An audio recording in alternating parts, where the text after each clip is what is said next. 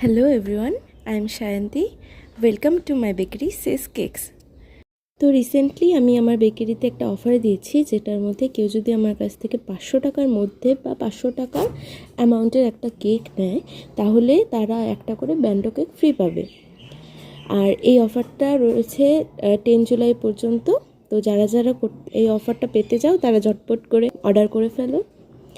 আর এই কেকটা ছিল কাস্টমাইজেশন, ছিল কেকটাতে অ্যানিভার্সারি কেক ছিল আর বাটারস্কচ ফ্লেভারের ছিল।